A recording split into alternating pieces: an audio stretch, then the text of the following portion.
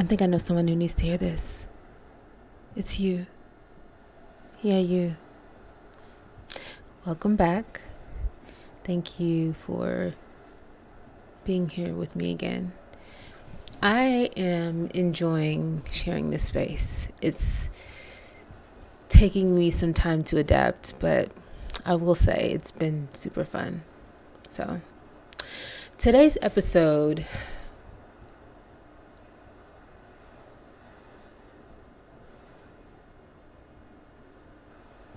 what am I going to call it?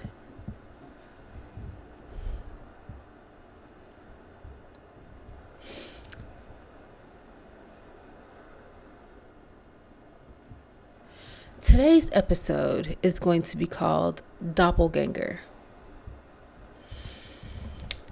And I chose that name because there seem to be a plethora of us out there who have dealt with someone trying to star snatch, star steal, destiny swap, replace you. And I say a plethora of us because for the longest time, I thought I was the only one who experienced it. And I would try to go to friends and family and express to them my distress over the situation because it has bothered me for some time. But it was like everyone just kind of looked at me like, oh, it's not that big of a deal. But this is the thing. Let me be very clear.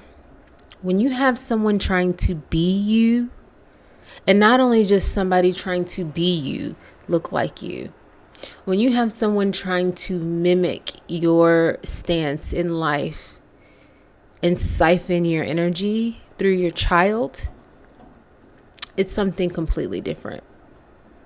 So for me, I've dealt with probably the worst case scenario of it. Step away from wanting a restraining order. And no one has ever understood my pain in this situation.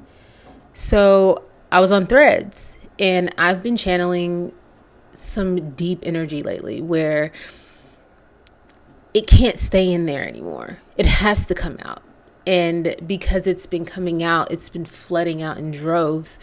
Surprisingly, people have also gone through this situation. I'm just like, wait a minute, this isn't a foreign concept. This isn't a one-time thing. This isn't a me thing. I'm like, okay, let me see what's going on. So I posted on Threads. I'm going to read it verbatim. There is a woman who has spent years trying to replicate me.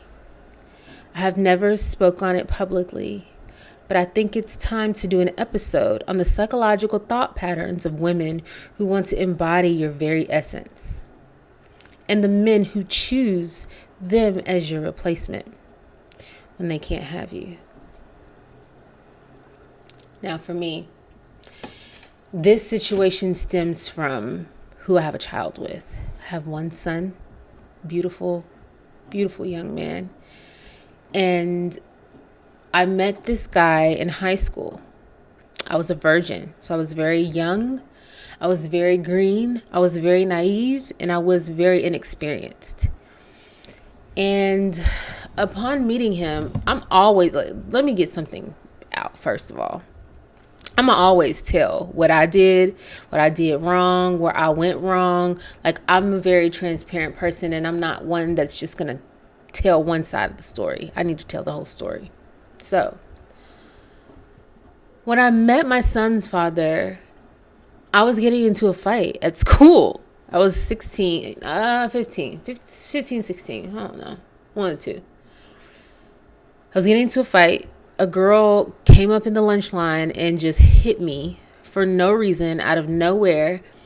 I didn't even really know this girl like that, but she did it because her current boyfriend was my ex-boyfriend. And I guess he still had feelings for me, and she felt some type of way about it. I was literally in the lunch line talking to one of my friends while she got her food. I had brought my lunch that day. So she comes up, she sneaks me. I turn around and I'm getting ready to completely rip her apart. And my son's father steps in, stops me from fighting her, and really just saves me from getting expelled because they tried to expel us, even though I didn't even fight. From that moment on, we grew extremely close because we just had something in common and something was ignited in me. I was single. I was a virgin. He was in a relationship, but he was too friendly.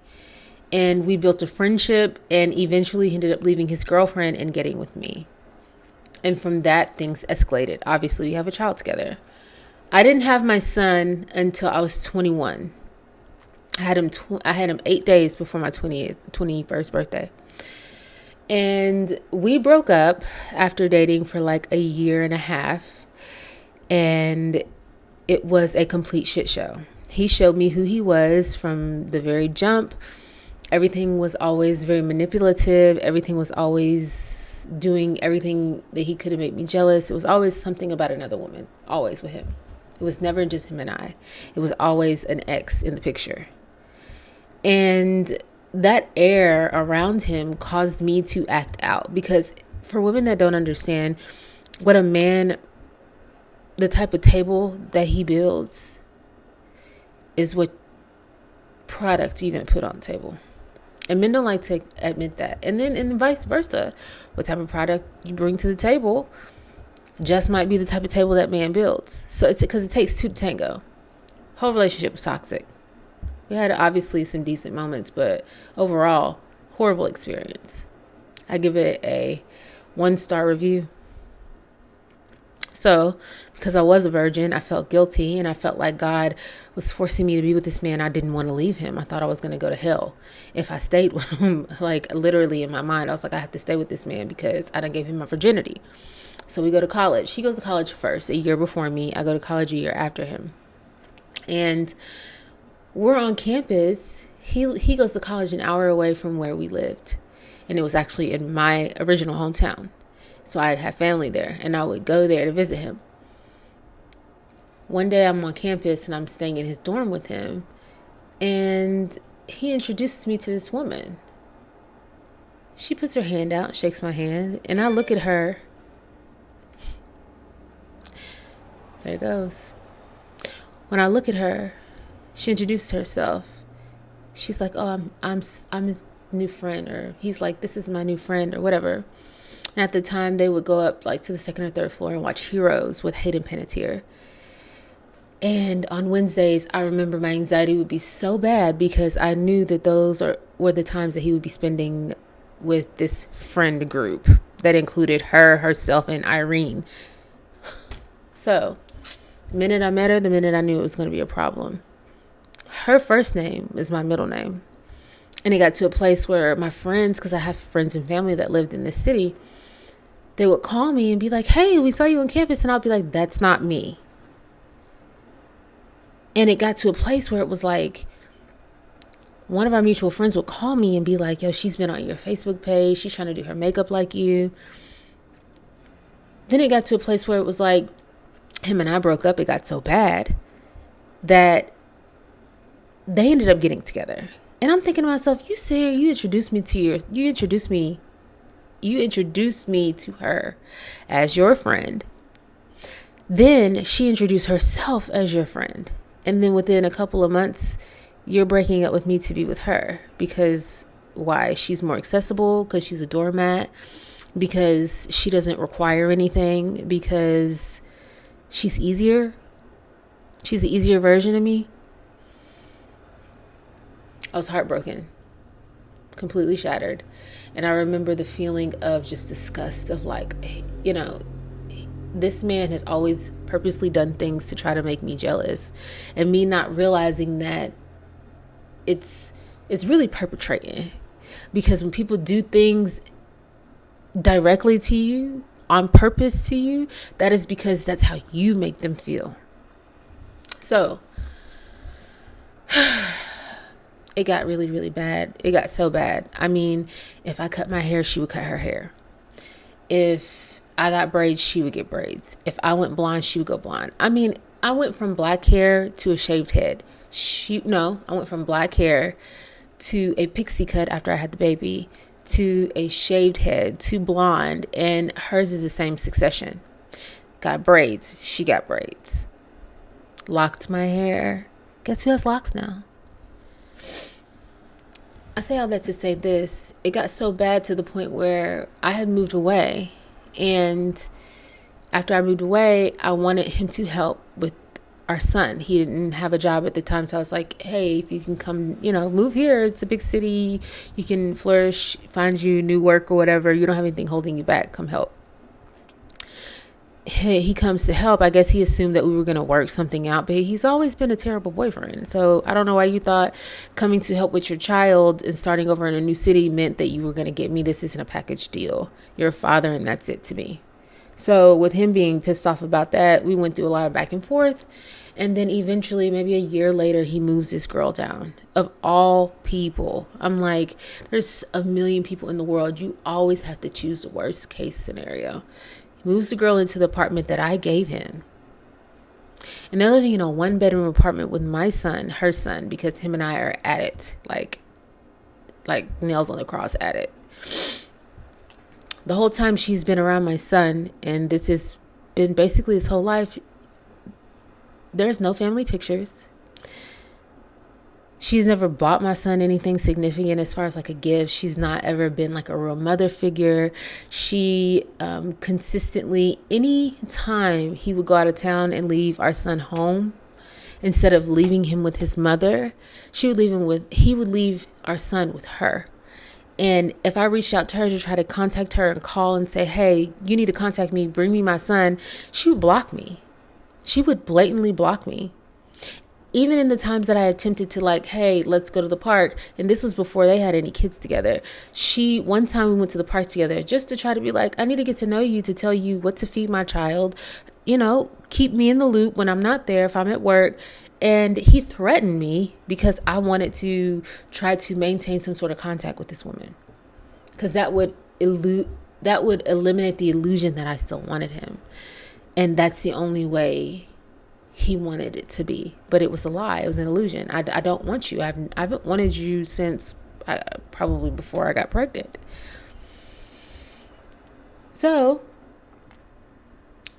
I've never mentioned it to her. Why are you trying to be a doppelganger? I have never really said much to him about it, but I remember when all of this first started happening, Madonna's album Hard Candy came out, and there's this song on there called She's Not Me. And that song always spoke to my soul because no one knows what it feels like to have a man that doesn't respect you. And not only doesn't respect you, he disrespects you. He disrespects your child. He disrespects your family. He disrespects your entire existence. Then not only on top of that, you bring someone else in that is like just as disrespectful as you are, but in the feminine form. And then y'all both feel the need to disrespect because you just don't have any self-worth.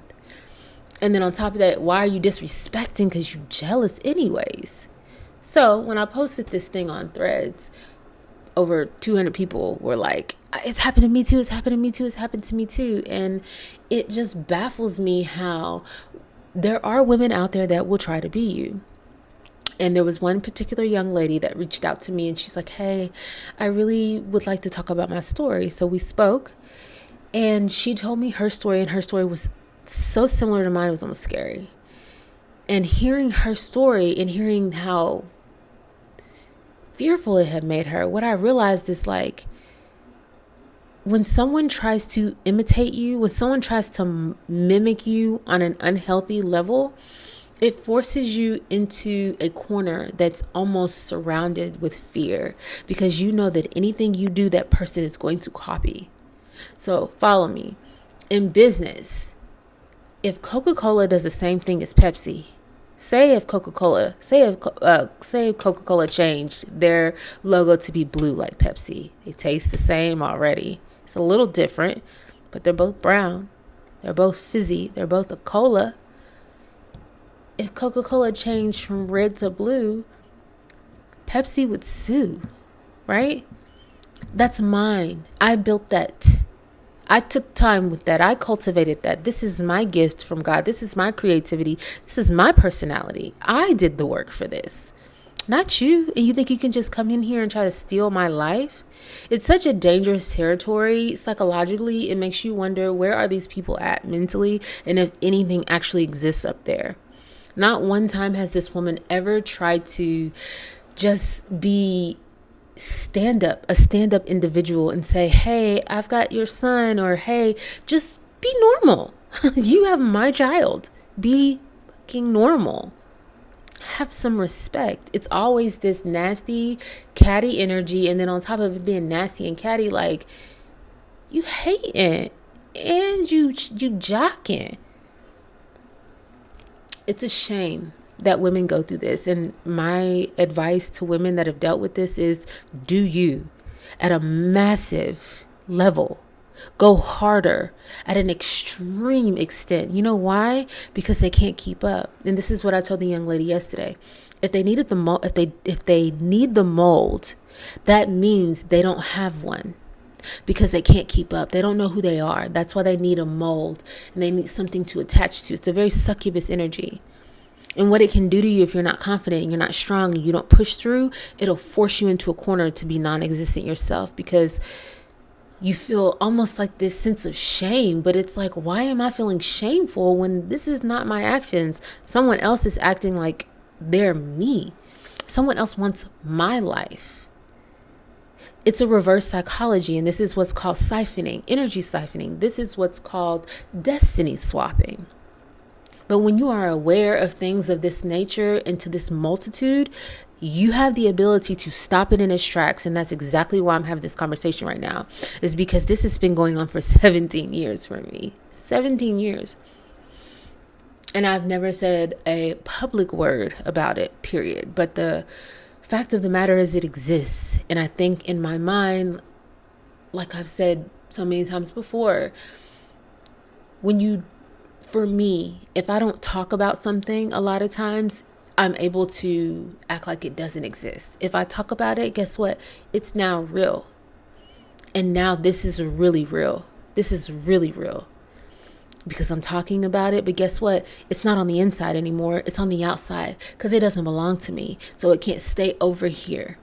This is your shit. I'm sure one day, somehow, this is going to get to you. And this is what I'm saying. This is your problem, not mine.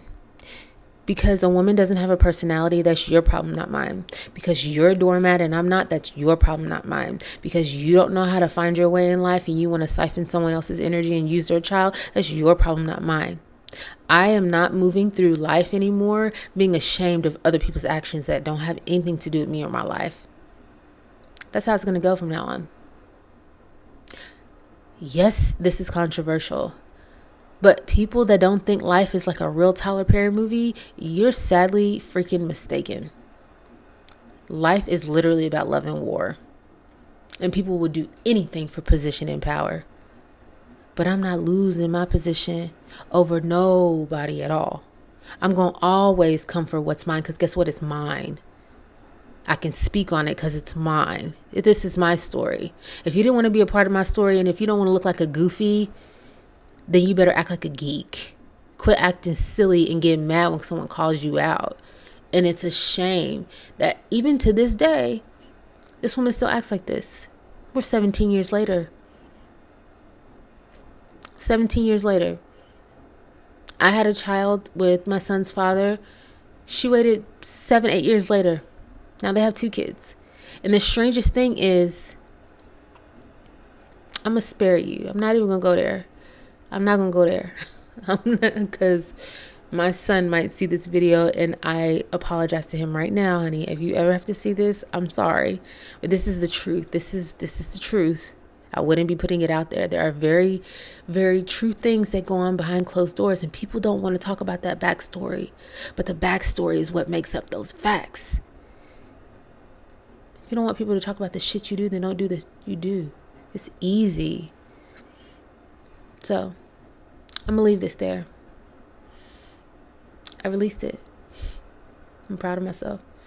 It's not mine to carry. So, till next time.